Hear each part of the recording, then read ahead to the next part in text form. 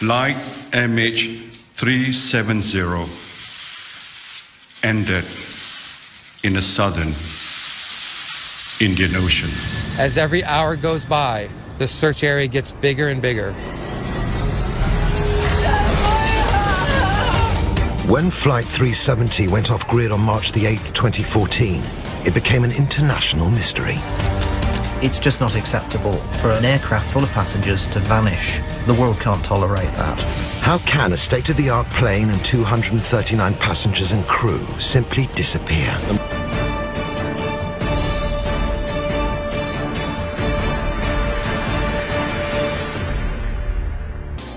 So what do we know? The plane took off from Kuala Lumpur at 12:40 a.m. local time on Saturday, March 8th. It was due to arrive in Beijing just over 6 hours later at 6:30 a.m. At 7 minutes past 1, the last signal from the Aircraft Communications Addressing and Reporting System, or ACARS, which relays technical health checks to the ground, is received. At 1:19, the plane leaves Malaysian airspace. The crew gives their final sign-off. They should now check in with Vietnamese air traffic control, but fail to do so. On the face of it, the crew, seen here as they pass through security at Kuala Lumpur, are a good team. First Captain Zahari Ahmad Shah, a veteran pilot with 18,000 flying hours, has a reputation as a conscientious and professional flyer. Next, the co-pilot, Fariq Abdul Hamid. He was on the verge of proposing to his girlfriend, who is also a pilot. The plane they're flying, a Boeing 777, has an excellent track record. It's a favorite among pilots. At 21 minutes past 1, the cockpit device that sends and receives radar signals, called the transponder, is turned off. Less than 10 minutes later, at 1:30 in the morning, the plane disappears from air traffic control radar. At 2:15 in the morning comes the last sighting on military radar.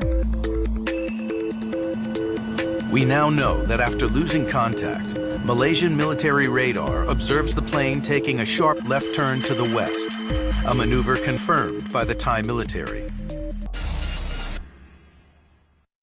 Back on March 8, when relatives and friends gather in Beijing to meet flight MH370, they are told the plane has been delayed.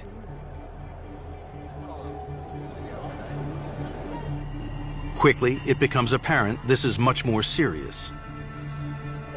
People are taken to a city hotel, but they still don't know what's going on. Officials have no idea where the plane is. We do not have any findings at this point in time. The search and rescue team has started since morning. Everyone has put in an effort, and yet we have not found any wreckage, no wreckage whatsoever. It's day 3 in the hunt for Malaysia Flight 370. Searchers are desperate to find the black boxes, which are critical to finding out what happened.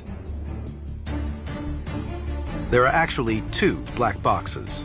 One located at the rear of the plane containing all the technical flight data, and one at the front of the plane recording conversations in the cockpit.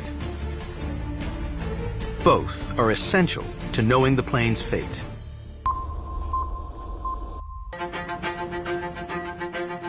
As the search for psychological clues to the mindsets of the pilot and co-pilot continue in Malaysia, the hunt for wreckage goes on in the Indian Ocean, using a system that was employed to find Air France 447 in 2011.